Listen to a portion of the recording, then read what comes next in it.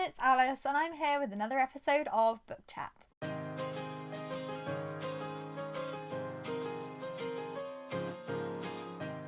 So we've had a pretty stressful week this week. Our car's been written off and we're going to need to try and get a new one. So that has been worrying, and it's meant that I haven't gotten a lot of my own reading done because I'm just a little bit full up in my brain with all the other stuff that's going on.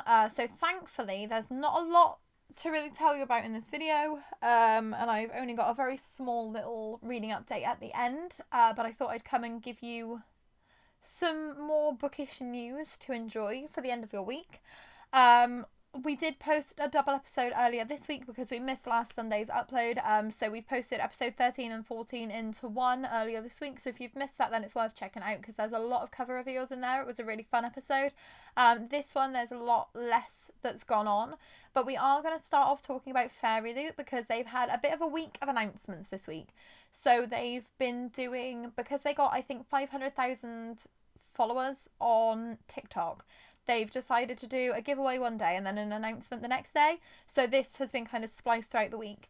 The first big announcement of the week was the fact that they are now doing something called the Epic book only subscription. It's going to be quarterly and it's starting in May 2025. So they've opened up the waitlist, but it's not actually going to be out for nearly a year. So if you are interested in epic fantasy, then that is always something that you can sign up for. I will be honest, it did throw me to start with because the announcement that they've done, where they've just got it as the Epic book only quarterly subscription, it doesn't actually state that it's epic fantasy. So I thought that they were going to be doing some kind of massive box where you could get a monthly subscription to the other boxes but get all 3 delivered quarterly to save on shipping. And I thought that's a really great idea. That might cause them a bit less kind of issues in the warehouse because they'll have a lot of them that will be staggered, and people would be able to get a saving, particularly subscribers in different countries. But it wasn't that at all. It was just a really badly worded announcement. But it looks like, spoiler alert, the first book that is included is likely to be The Devils by Joe Abercrombie. That's coming out next year and it seems to match the aesthetic reel that they put up. Thanks to Autumn Book Reads for that guess because I had absolutely no idea. I will be referring to Autumn a few times during this episode because she's put up a couple of emoji hints for Owlcrate and there's also been some other guesses that she's made. So as normal, if you're interested in seeing all of those, I would recommend subscribing to her, following her, whatever, on Instagram. I'll put her link down in the description because she's always a font of all knowledge. But yeah, so that's the biggest news out of Camp FairyLoot this week. I have joined the waitlist.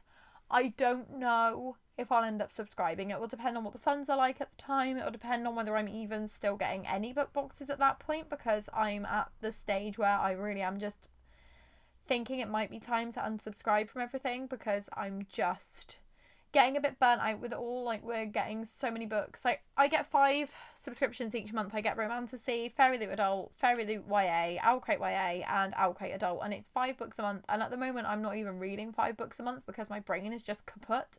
So there's a lot of books piling up on my TBR that I'm not getting to. So I'll let you know if I do end up doing that. At the moment, I've joined the waitlist for Epic Fantasy just so I can see how I feel next year because May 2025 is a really long way away. And I think with the adult subscription, they opened the payments maybe like the month before. So it'll be quite a while before I actually need to spend any money on this one. But again, I'll let you know closer to the time if I decide to get that. I'll just let you know about the other FairyLoot announcements before we move on to talking about Owlcrate this week. So there's been a few FairyLoot announcements of which I'm not actually getting any of them, which feels very powerful. It feels nice to be able to say no to the things because even though some of them are really pretty, it's just not calling to me specifically. So they've announced that they're doing editions of the Scholomance series by Naomi Novik. This starts with A Deadly Education, and I was actually trying to talk about these maybe last week, and I couldn't remember. Was it when I was doing one of my unboxings? I think it might have been when I was filming one of the most recent book box jewels. I was trying to talk about it because there was an item inspired by the series in one of the books and I just couldn't remember what A Deadly Education was called. So at least I feel proud that I've remembered that now.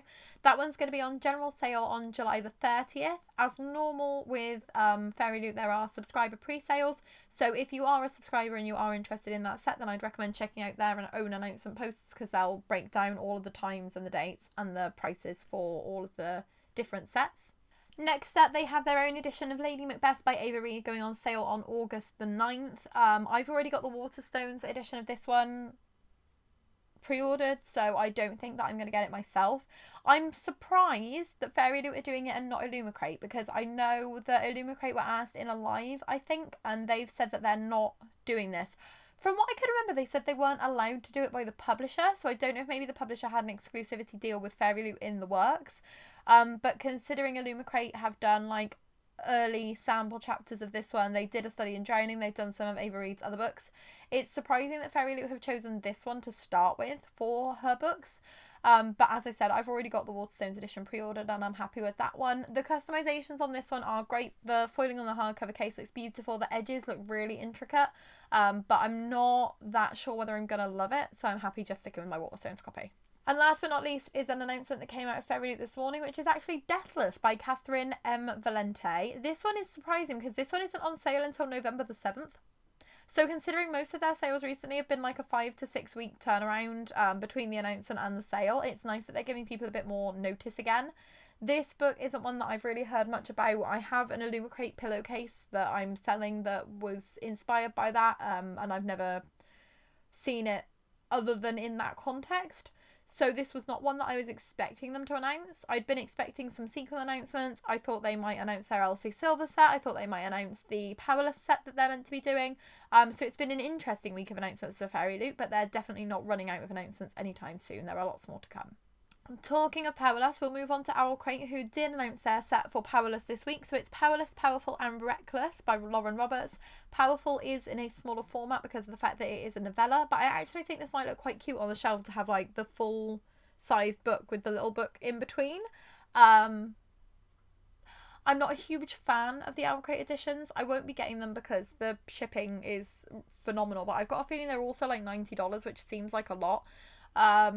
So I won't be getting them myself, but they are quite beautiful.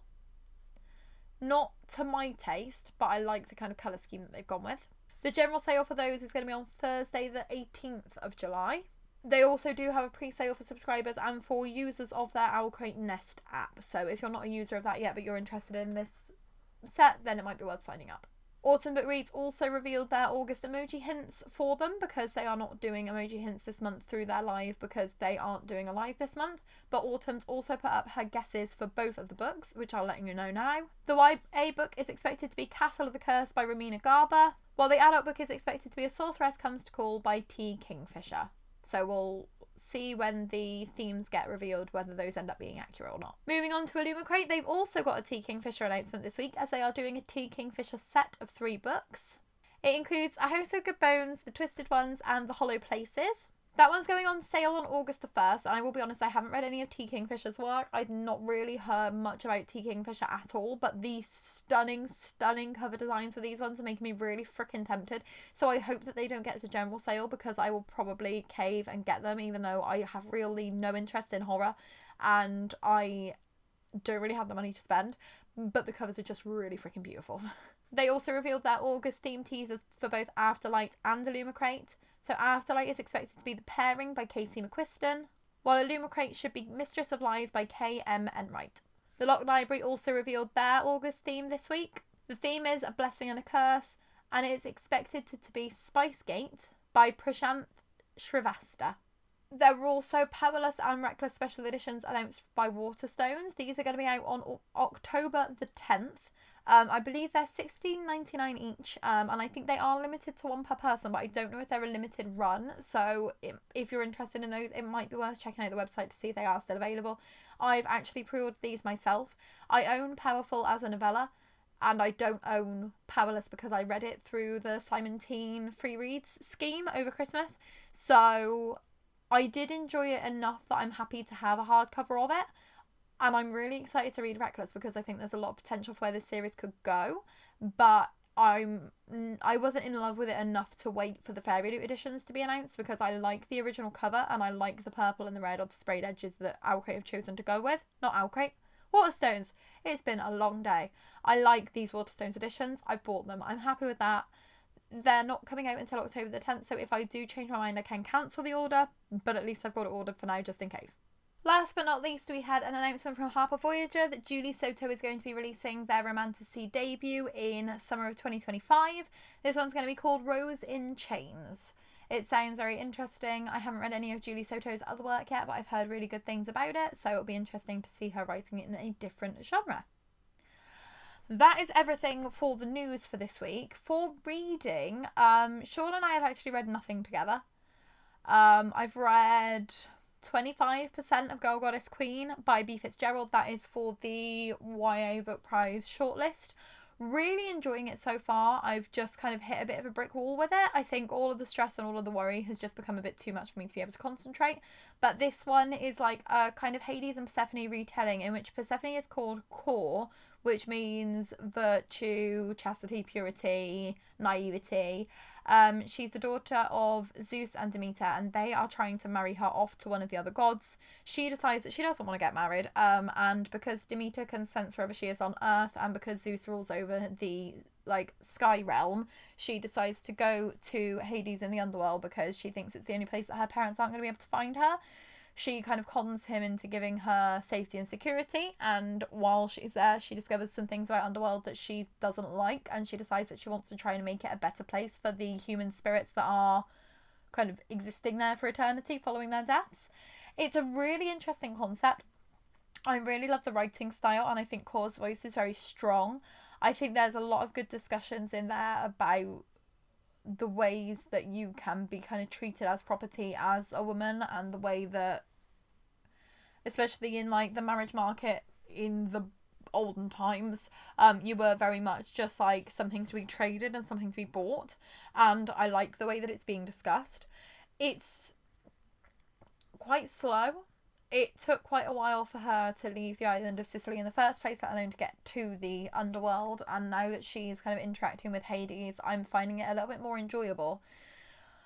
I'll keep kind of chugging through it and see how my brain is getting on, but that is really the only thing I'm reading at the moment, so I'll let you know next week if I've managed to read anything else, if I've managed to kind of shake the brain fog a little bit more and get the panic out of my head.